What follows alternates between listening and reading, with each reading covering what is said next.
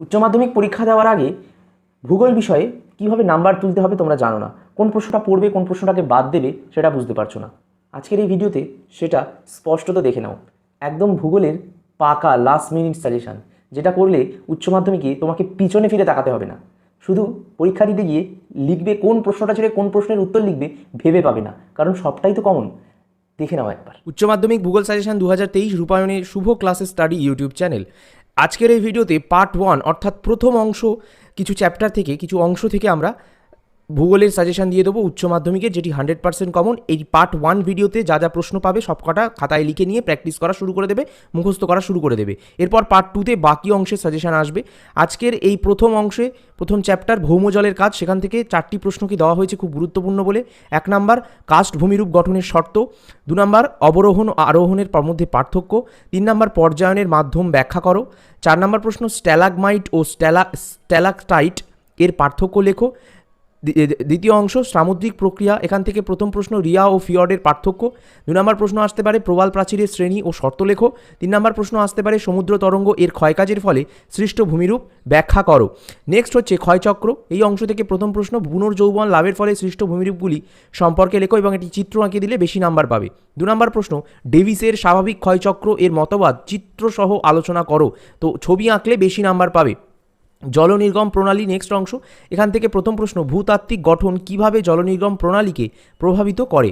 2 নম্বর প্রশ্ন পূর্ববর্তী ও অধ্যারোপিত নদীর পার্থক্য, এটা দিতে পারে, এটাকে ঘুরিয়ে আসতে পারে কাকে বলে, এই দুটি কাকে বলে পড়ে নেবে।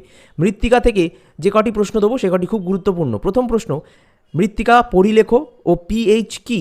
2 নম্বর প্রশ্ন এলুভিয়েশন ও ইলুভিয়েশন কাকে বলে বা পার্থক্য। 3 নম্বর প্রশ্ন এরিডিসল বা অ্যান্টিসল এবং অ্যান্ডিসল, ভার্টিসল, হিস্টোসল, অক্সিসল এদের প্রত্যেকের 3টি করে বৈশিষ্ট্য লেখো। তারপরের অংশ বায়ুমণ্ডলীয় গোলযোগ, সেখানে প্রথম প্রশ্ন মৌসুমি বায়ু ও জেড বায়ুর সম্পর্ক লেখো। 2 নম্বর প্রশ্ন আসতে পারে জেড বায়ুর বৈশিষ্ট্য লেখো। 3 নম্বর প্রশ্ন আসতে পারে ক্রান্তীয় ঘূর্ণাবর্ত ও নাতিশীতোষ্ণ ঘূর্ণাবর্তের পার্থক্য লেখো। 4 নম্বর প্রশ্ন আসতে পারে উষ্ণ সীমান্ত ও শীতল সীমান্তের মধ্যে পার্থক্য লেখো। দেখো জলবায়ু শ্রেণী থেকে বেশি আসবে না প্রশ্ন, এখান থেকে একটাই প্রশ্ন ইম্পর্টেন্ট, মৌসুমি ও ভূমধ্যসাগরীয় জলবায়ুর বৈশিষ্ট্য লেখো। বন্ধুরা এই প্রশ্নটাকে ঘুরিয়ে তোমাদের পার্থক্যও দিতে পারে, অর্থাৎ মৌসুমি ও ভূমধ্যসাগরীয় জলবায়ুর পার্থক্য লেখো, এটা দিলেও কিন্তু পড়ে নেবে। নেক্সট জলবায়ু ও স্বাভাবিক উদ্ভিদ থেকে প্রথম প্রশ্ন আলোকপ্রেমী ও ছায়াপ্রেমী উদ্ভিদের পার্থক্য লেখো। 2 নম্বর প্রশ্ন হ্যালোফাইটের অভিযোজনগত বৈশিষ্ট্য লেখো। জলবায়ুর পরিবর্তন, এই চ্যাপ্টার থেকে প্রথম প্রশ্ন জলবায়ুর পরিবর্তনে মানুষের ভূমিকা, কিংবা এই প্রশ্নটাকে ঘুরিয়ে দিতে পারে গ্লোবাল ওয়ার্মিংয়ের ফলে কি কি হচ্ছে আমাদের পরিবেশে।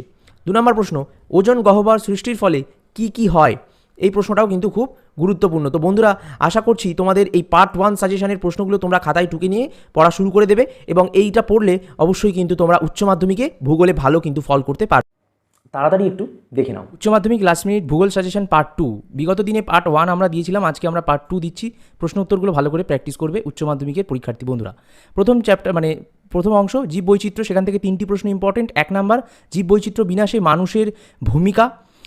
2 নম্বর প্রশ্ন হচ্ছে আলফা বিটা ও গামা এই বৈচিত্র্য কাকে বলে। 3 নম্বর ইনসিটু ও এক্সিটু সংরক্ষণের পার্থক্য।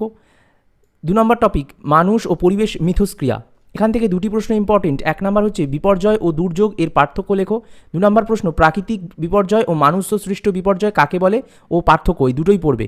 কৃষিকাজ থেকে যে প্রশ্নগুলি পড়বে শস্য সমন্বয়, শস্য প্রগাঢ়তার বৈশিষ্ট্য ও গুরুত্ব। 2 নম্বর প্রশ্ন নীল বিপ্লব ও শ্বেত বিপ্লবের গুরুত্ব। 3 নম্বর প্রশ্ন নারকেল ও চা চাষে শ্রীলঙ্কা উন্নত কেন। 4 নম্বর প্রশ্ন ব্যাপক কৃষি রপ্তানি নির্ভর কেন। 5 নম্বর প্রশ্ন দক্ষিণ ভারতে কফি চাষ উন্নত কেন। 6 নম্বর প্রশ্ন ভারতের দুগ্ধশিল্প উন্নত কেন। শিল্প থেকে যে প্রশ্নগুলি পড়বে 1 নম্বরে আইসোডোপেন ও আইসোটিম কাকে বলে। 2 নম্বর প্রশ্ন কানাডায় কাগজ শিল্প উন্নত কেন। 3 নম্বর প্রশ্ন ভারতে খাদ্য প্রক্রিয়াকরণ শিল্পের উন্নতির কারণ, এটা টিকা মতো আসতে পারে কিংবা বৈশিষ্ট্য আসতে পারে অথবা গুরুত্ব আসতে পারে। পেট্রো রসায়ন শিল্প কাকে বলে, বৈশিষ্ট্য গুরুত্ব পড়বে। ভারতের রুড কাকে বলে, কেন বলে, এটা পড়বে। উদীয়মান শিল্প কাকে বলা হয়, এটা পড়বে। 5 নম্বর প্রশ্ন পশ্চিম ভারতে পেট্রো রসায়ন শিল্প গড়ে উঠেছে কেন। তৃতীয় চতুর্থ ও পঞ্চম স্তরের কার্যাবলী থেকে প্রথম প্রশ্ন পড়বে WTO এর ফুল ফর্ম অর্থাৎ পুরো নাম ও গুরুত্ব। 2 নম্বর ইন্টারনেট এর সুবিধা, এটা এই প্রশ্নটাকে ঘুরিয়ে বা একসাথে দিতে পারে আধুনিক যোগাযোগ ব্যবস্থার সুবিধা বা ইন্টারনেটের সুবিধা একসাথে দিতে পারে। 3 নম্বর প্রশ্ন কোয়াটারনারি ও নমিনারির কার্যাবলী ও পার্থক্য লেখো। জনসংখ্যা থেকে প্রথম প্রশ্ন, কাম্য জনসংখ্যার বৈশিষ্ট্য। 2 নম্বর হচ্ছে পরিব্রাজনের প্রভাব লেখো। 3 নম্বর হচ্ছে জনবিবর্তন মডেলের পর্যায়গুলি লেখো। জনবসতি থেকে প্রথম প্রশ্ন, আদমশুমারি অনুযায়ী পৌর বসতির শ্রেণীবিভাগ করো। একটাই প্রশ্ন ইম্পর্টেন্ট জনবসতি থেকে। এরপর আঞ্চলিক অর্থনৈতিক উন্নয়ন থেকে লাস্ট দুটি প্রশ্ন ইম্পর্টেন্ট। ছত্তিশগড়ে খনিজ শিল্প উন্নত কেন? বৃহৎ অঞ্চল ও ক্ষুদ্র অঞ্চলের পার্থক্য লেখো। বন্ধুরা, এই কটি প্রশ্নকে তোমরা পার্ট 2 ও পার্ট 1 দুটি ভূগোলের সাজেশন যদি করে যাও তাহলে কিন্তু উচ্চ মাধ্যমিকে তোমরা মোটামুটি সারা বছর না পড়েও ভালো ফল করতে পারবে। কিন্তু যদি 90 থেকে 100% নাম্বার পেতে চাও তাহলে কিন্তু অবশ্যই আমাদের যে টেক্সট বইগুলো সেগুলোর এবং টেস্ট পেপার সেগুলোকে কিন্তু ভালো করে অবশ্যই পড়তে হবে।